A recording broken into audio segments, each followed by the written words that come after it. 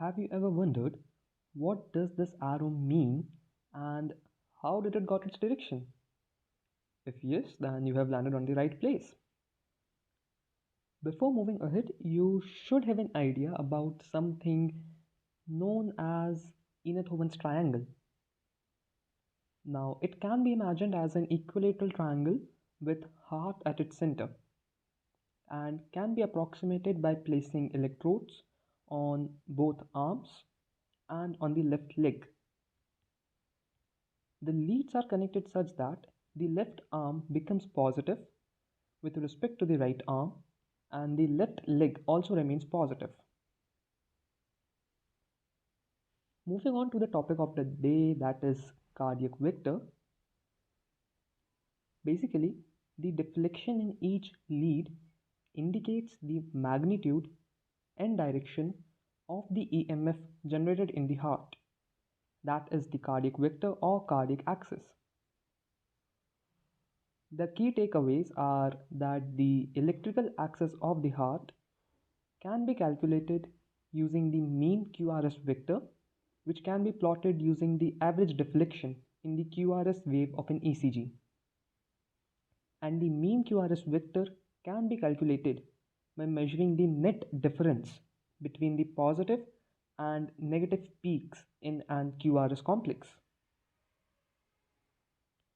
So here's the trick. To find the position of the vector, we are going to draw the perpendiculars from the midpoints of the sides of the triangle, which will intersect at the center of the electrical activity.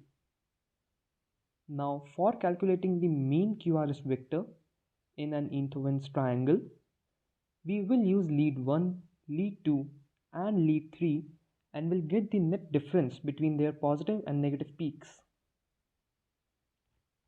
Let's focus on lead 1 here, representing the base of the Einthoven's triangle. In lead 1, we have a positive deflection of 5 units and no negative deflection, giving a net result of plus 5 units.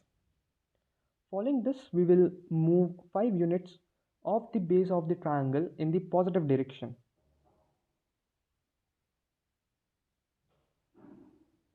Similarly, lead 2 gives a net result of plus 15 units and lead 3 gives us a net result of plus 10 units.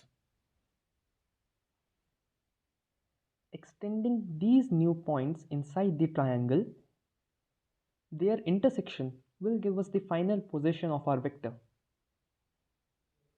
The initial point for our vector was found by drawing perpendiculars from the midpoints of the sides of the Einthoven's triangle, while the final point of the vector was determined using the pattern of various leads.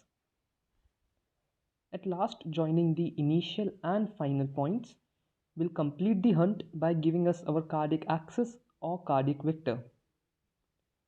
The angle of the cardiac vector or axis can be easily determined using the reference axis shown in the right side of the screen.